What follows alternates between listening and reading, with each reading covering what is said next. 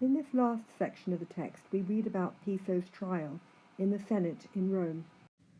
We're told that Tiberius gave a moderate speech, moderatam orati. Tacitus uses direct speech. Whenever he uses direct speech, it brings the passage alive in a way that reported speech can never do. So that is always worthy of note. He's actually giving us Tiberius's real words here, or at least his own version of Tiberius's real words. You may find it rather amusing that he uses the word adjutorem here. He says, I sent him, Piso, that is, as a helper to Germanicus. Well, we know that Piso was very far from a helper to Germanicus. If anything, he was quite the opposite, because he was a hindrance to him when he was trying to rule the army in Syria. But that's not what Tiberius says, and for that reason that word is perhaps a little ironic.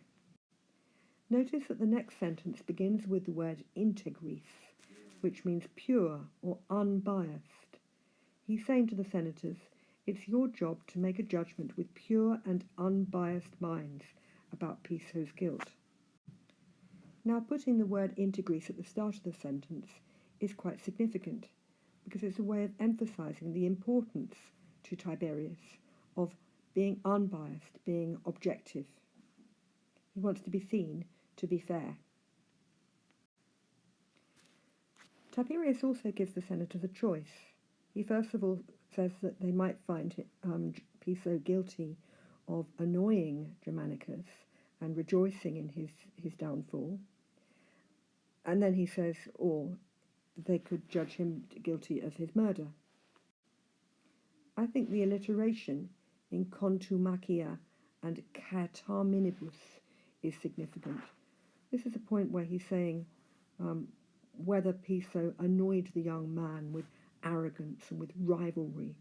And those words arrogance and rivalry each begin with a C, as though he wants to make the harsh sounds emphasize the arrogance that Piso might have been guilty of.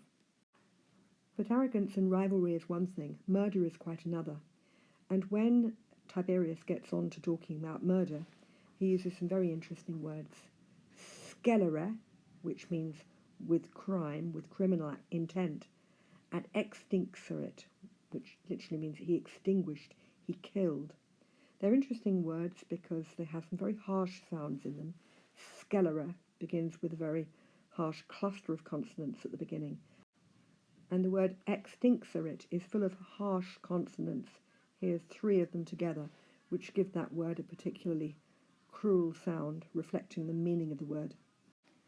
Taken as a whole, in this sentence, Tiberius is offering the senators a few different judgments that they could come up with. And murder is only one of them, and murder is only mentioned at the end.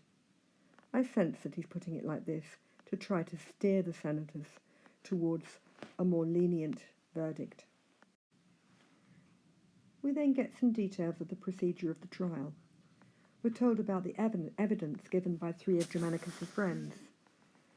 They spoke with consimile studio, with very similar zeal. They're strong words, particularly the use of consimile, where simile would do. It just goes to emphasize their enthusiasm in defending their friend Germanicus. Now let's look at the evidence that these 3 friends gave. First of all, the verb which is used to introduce their evidence is obiecerent, which means they alleged in accusation. It's quite a harsh word. We know that what's going to follow that is going to be an accusation against Piso. Then we're given the reason, the alleged reason for Piso's behaviour. And the reason is twofold. First of all, it's he acted out of hatred for Germanicus, odio, and secondly, studio, enthusiasm for rebellion or revolution. It's interesting that the nouns odio and studio come at either ends of this phrase, and the words in the middle are the words which belong with each one. So odio Germanici is a pair meaning hatred for Germanicus, and rerum novarum studio is a group of 3 words meaning enthusiasm for revolution. And if we look at the structure of the sentence like this, we have a neat pattern of enclosing word order with our ablatives, odio and studio, on the outside of the phrase. That neat way of putting the sentence together gives their words a bit more rhetorical force, makes them a little bit more powerful. Then the friends get on to explaining what Piso had actually done. There are two verbs which describe his actions. The first one is corrupise, he corrupted, and the second one is okidise, he killed. Now Tacitus describes the corruption first. He corrupted the soldiers through bad behaviour and bad treatment of the people.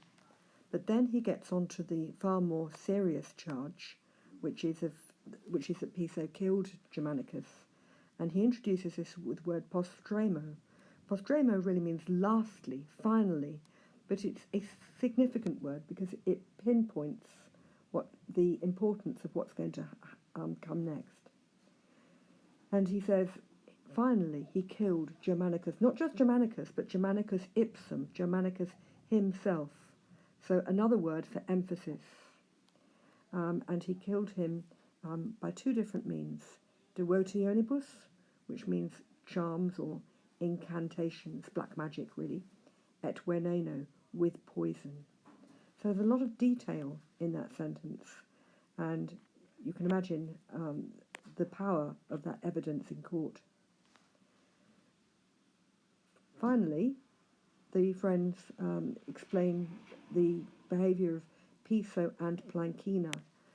Both Piso and Plancina. Notice we have a pair of ets, and if you have just one et, you translate it as and, but if you have two ets, you'll translate the first one as both, the second one as and. So it makes your use of the two words significantly more powerful. So both Piso and his wife had not only made wicked sacrifices, but also taken up arms against the state.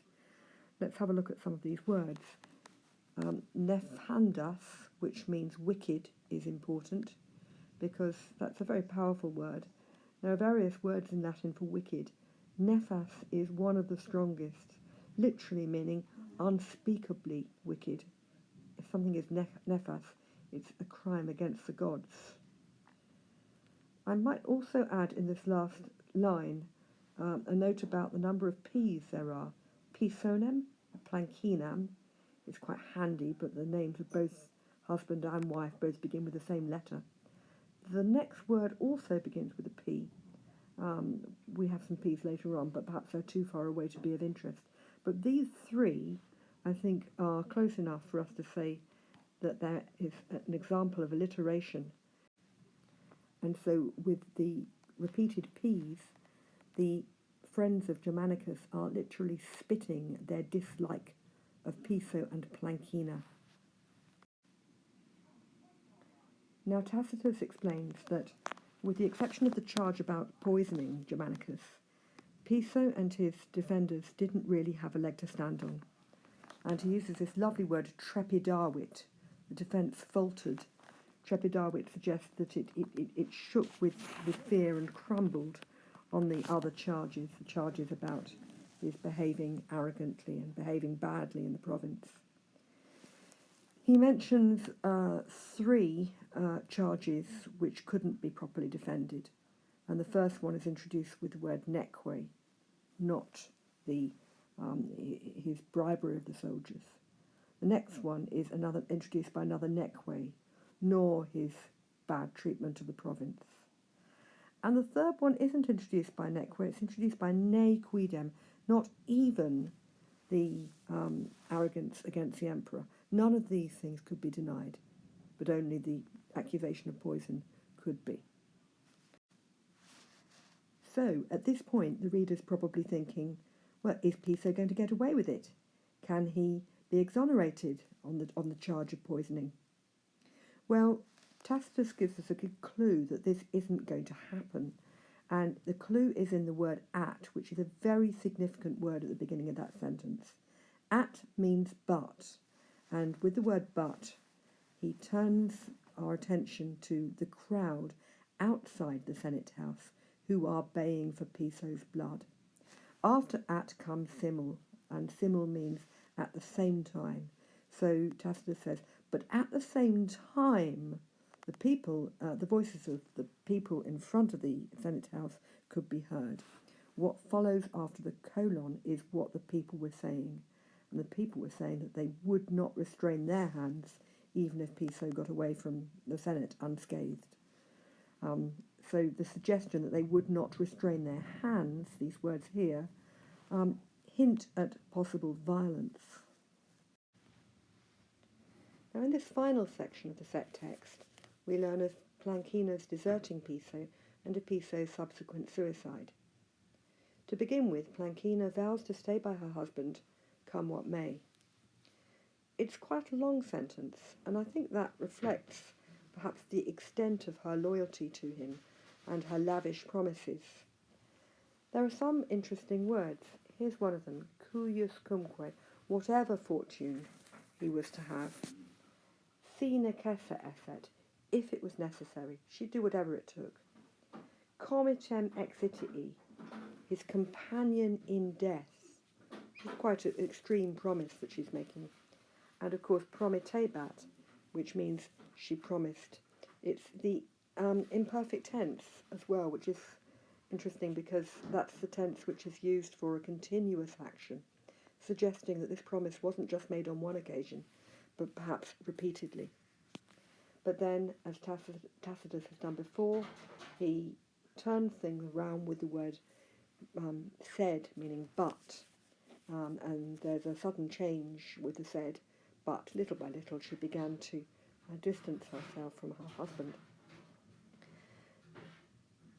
Tacitus's language in the next sentence is quite restrained, as Piso's reaction on learning that the end was near for him was simply to hesitate, dubitavit, whether or not he should continue to plead his defence. Then we learn of his final moments. Now for the main verbs, Tacitus goes into the present tense, and as we've seen on numerous occasions, the present tense is a very effective way of drawing the reader into the action and making it seem vivid. So with the present tense, we're told Piso writes a little. He signs or seals his writing and hands his letter over to the freedman. And then he attends to the needs of the body. The word tamquam, which means as if, tells us that he's not really doing all this thing in order to plan his defence for the following day. It suggests to us that this is just a pretext. He's pretending to do it for that reason. In fact, this is going to be his suicide note that he's writing. Now we come to the last sentence.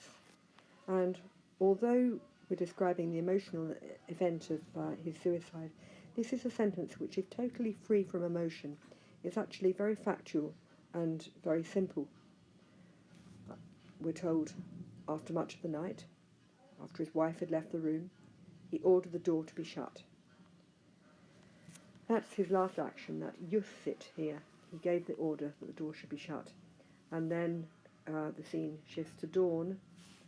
Prima luce, at dawn, repetus est, he was found, stabbed through the throat, with a sword lying on the ground. Very factual, very straightforward, and no emotion at all at the end.